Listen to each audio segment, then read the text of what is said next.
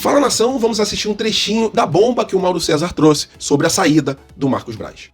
A questão é mesmo que o Rodrigo Dunst, que é o candidato da situação, apoiado pelo Landim, que é o presidente do clube, né, ganhe a eleição, o Marcos Braz sairá do cargo, não vai continuar. A não ser que o Rodrigo Dunst faça questão de tê-lo e o convença a mudar de ideia, mas a decisão do dirigente já está tomada. Ele vai sair da vice-presidência de futebol no final do ano, completando 6 anos no cargo.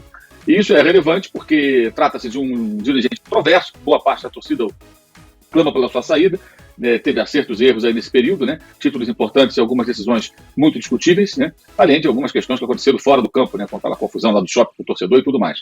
Mas o Marcos Braz já comunicou ao Landim e ao Rodrigo Dunst que ele não pretende continuar no cargo após esse ano. Então, essa é uma informação relevante, porque se imaginava que com a vitória eventual do Rodrigo ele pudesse continuar. Mas é política, né, gente? A gente tem que sempre fazer uma ressalva. Nada impede que amanhã as pessoas mudem de ideia, mas a decisão tomada nesse momento é essa. O cenário político do Flamengo Rodrigo Dunst é o candidato apoiado pelo Landim, mas os outros 2 candidatos participaram da gestão. O BAP, né, Luiz Eduardo Batista, era presidente do Conselho de Administração, e o Maurício Gomes de Matos foi o vice-presidente de Embaixadas e Consulados. Ou seja, os 2 integraram a gestão do Landim. Nação Rubro-Negra, vamos falar sobre esse assunto, queria já saber a sua opinião, vamos falar também sobre o Fla Tondela 2.0, dessa vez o Flamengo mira outro clube lá em Portugal para fazer aquisição e poder usar como vitrine na Europa, vou falar esses detalhes para os senhores, vou falar também sobre o mais querido, né, que é o Flamengo, mas a Globo, mais uma vez dando um tiro no pé, bateu de frente com o Flamengo e agora o Flamengo não pode mais usar o termo o mais querido, eu vou explicar os detalhes para vocês, e a Caixa agora se dobrou ao Flamengo, não tem mais para onde ir, marcou uma reunião com o Eduardo Paes para tentar definir algum valor do terreno e não precisar judicializar essa situação da desapropriação. Essas e outras vocês encontram agora na Flageral TV e o novo parceiro do canal é o Mercado Livre. Então já estou disponibilizando para os senhores vários mantos para vocês clicarem aqui no link na descrição ou nos comentários para vocês poderem adquirir pelo Mercado Livre, e o Mercado Livre é a maior plataforma de e-commerce no Brasil. E agora vamos para as notícias, que é o que interessa. Isso aqui é Flamengo! Rapaziada, eu vou começar o vídeo falando sobre essa bomba que o Mauro César trouxe, né, que é a saída do Marcos Braz. Marcos Braz que gera amor e ódio no meio da torcida e também no meio da diretoria rubro-negra, né? Tem muitos lá que não gostam dele, como é o caso do que saiu recentemente, que é o BAP. O BAP é inimigo declarado do Marcos Braz, os dois não se bicam há muito tempo e o BAP está disputando essas eleições.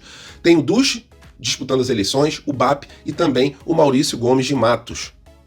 São 3 ali adversários políticos e o Marcos Braz é mais chegado ao Dunst, né? Mas mesmo se o Dunst vencer essa eleição, o Flamengo vai ficar sem o Marcos Braz porque ele já tomou a decisão, segundo o Mauro César. A gente viu um trechinho do vídeo no começo, né? O Mauro César falando sobre essa saída iminente do Marcos Braz no final desse ano de 2024. E o Marcos Braz teve passagens pelo Flamengo em 2005. Eu lembro muito bem que o Flamengo estava muito mal em 2005, estava à beira da queda para a 2ª divisão. O estádio era aqui na Ilha do Governador, né? O Maracanã estava passando por reformas e o Flamengo e o Botafogo fizeram um acordo e montaram uma arena aqui na Ilha do Governador. O Flamengo estava a ponto de cair quando chegou essa força-tarefa e o Marcos Braz fazia parte dessa força-tarefa. Ele ficou no Flamengo até 2008 e aí, em 2009, ele voltou para o rubro-negro. O Flamengo foi campeão brasileiro com ele no Flamengo e ele voltou em 2018, no finalzinho, né?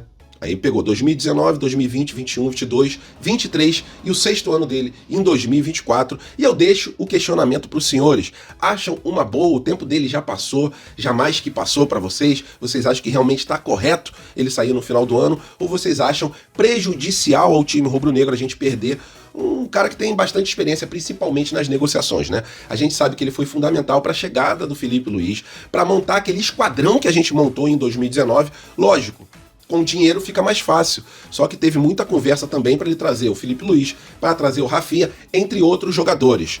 Foi ali importante nas nossas conquistas em 2019.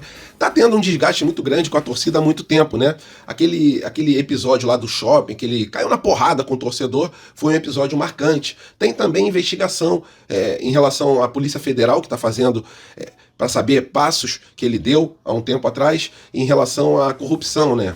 Então, isso aí também pode estar pesando na decisão do Marcos Braz. Mas a verdade é a seguinte, mesmo o Dunst ganhando, o Marcos Braz não fica para o ano de 2025. E a gente terá que colocar outro no lugar dele. Segundo Mauro César, o Diogo Lemos é o mais provável sucessor do Marcos Braz. E é isso, galera. Fim da linha. São 6 anos no cargo, existe, lógico, um desgaste natural, e em 2025 teremos outro homem forte na vice-presidência do futebol rubro-negro. E aí, acharam uma boa ou não essa saída do Braz? Coloca a sua opinião aqui nos comentários. Rapaziada, vocês lembram daquela história do Flamengo adquirir um clube lá em Portugal para a gente ter uma internacionalização maior da marca rubro-negra? E no caso seria o Fla Tondela, e também para colocar jogadores numa vitrine onde os jogadores são 20% mais valorizados do que aqui na América do Sul.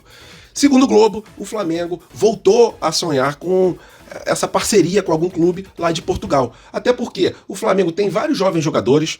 A maioria deles, quando o Flamengo negocia, manda lá para Portugal, e o Leixões é um clube que o Flamengo enxerga que não teria um valor muito alto, não seria um clube muito dispendioso financeiramente para o Flamengo conseguir fazer uma parceria e no futuro conseguir adquirir o clube, porque essa é a intenção. Tanto que o Castro, que é o presidente da SAF lá do Leixões, ele estava nas últimas semanas aqui no Rio de Janeiro realmente discutindo isso com a diretoria do Flamengo. Então, a princípio, no começo, a parceria seria apenas de mandar os jogadores, né, e o Flamengo ter um percentual, mas que no futuro próximo o Flamengo não descarta comprar o Leixões para a gente ter, pelo menos na segunda divisão de Portugal, uma vitrine gigantesca num mercado que é muito mais valorizado e muito mais valioso, porque é em euro, né? Aqui no Brasil é real. Real tem que ter R$6 para comprar €1. Então é muito desvalorizada a nossa moeda comparada à moeda europeia. Então essa é a intenção do Flamengo.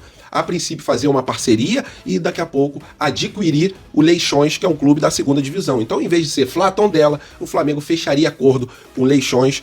É ainda muito embrionário isso, segundo a matéria do Globo, mas é um sonho que pode se tornar realidade no futuro próximo. E imaginem, né, a gente adquirir um clube na Europa. A gente ficaria vendo as partidas do Flamengo aqui no Brasil, vendo os jogos da base, e também a gente iria desfrutar de partidas lá na Europa com as cores do Mengão. Eu acho uma boa, caso não onere os nossos cofres. Se for vantajoso para o Flamengo, se for vantajoso também para o Leixões, que eles não fariam um acordo se não fosse vantajoso para eles, eu acho uma boa e queria saber sua opinião, coloca ela aqui nos comentários.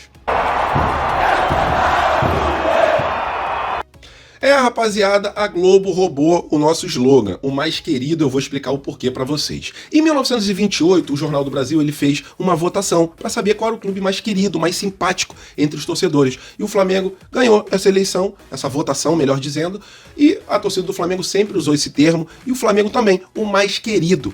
E agora a Globo registrou esse slogan e o Flamengo perdeu na justiça a condição de poder usar oficialmente nos seus meios de comunicação oficial. O Flamengo não pode mais usar o mais querido. Então, diante disso, o Flamengo registrou um outro slogan, o mais querido do mundo.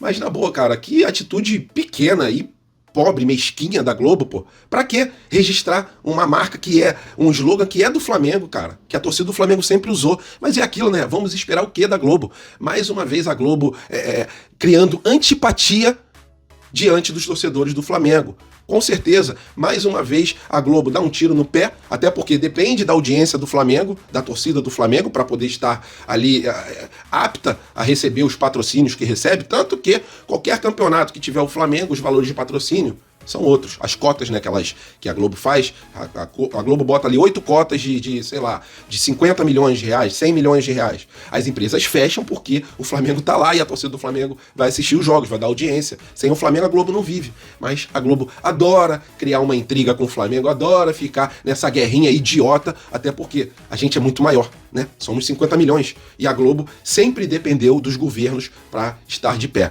Então é isso, né? É uma atitude ridícula da Globo, apenas uma curtinha aqui, para falar para os senhores que oficialmente o Flamengo não pode mais usar o termo o mais querido. Então o Flamengo registrou o termo o mais querido do mundo, e o mais querido do mundo o Flamengo vai poder usar, e é isso que ele vai fazer. Mas achei um tiro no pé, e aí eu queria saber a opinião dos senhores sobre essa atitude ridícula que a Globo teve. Por favor, a sua opinião é sempre muito importante. Rapaziada, parece que quem não queria negociar com o Flamengo se dobrou diante das situações, né? A Caixa Econômica, que nunca deu um centavo pro Flamengo, sem o Flamengo merecer, porque a Caixa, ela patrocinou o Flamengo e pagava uma miserinha pro time rubro-negro. Essa é a verdade. E agora que o Flamengo está tentando comprar um terreno, nem mesmo oficialmente o valor a Caixa deu pro Flamengo, ficou enrolando, colocando o Flamengo em banho-maria, a ponto do Eduardo Paes, que é prefeito do Rio de Janeiro, fazer ali uma desapropriação do terreno e colocando o terreno em valores de mais ou menos 140 milhões de reais. A Caixa ela ameaça entrar na justiça por causa dessa desapropriação, mas lembrando que o terreno não pertence à Caixa, e sim a um fundo privado. É sempre bom a gente lembrar disso, porque tem muita gente na imprensa falando merda, a verdade é essa, não falo palavrão, galera, mas não tem outro termo para falar do que o pessoal anda dizendo sobre o nosso estádio. Estão falando realmente merda, falando que é um dinheiro público, que o Flamengo está se beneficiando. Quem se beneficiou, a verdade é que foi o Corinthians para ganhar o estádio deles, e praticamente ganharam um estádio de mão beijada, tá? E o Flamengo tá lutando para pagar o seu estádio e não receber nada de mão beijada. E a Caixa, depois vendo que não teria mais volta essa situação da desapropriação, agora ela marcou uma reunião com o Eduardo Paes, né, com o prefeito, para tentar elevar um pouco esses valores. Pode ser até que o Flamengo pague. O Flamengo queria pagar 250 milhões pelo terreno. A Caixa ficou de docinho, ah não, 400, 450, depois a gente fala o valor para vocês. E até agora não falou um valor oficial. Então por isso que o Eduardo Paes se meteu e realmente vai revitalizar aquela área que é uma área morta, porque eu pegava ônibus todo dia para ir trabalhar no Porto. Eu todo dia estava vendo aquela área, uma área perigosa, uma área abandonada, onde ninguém quer.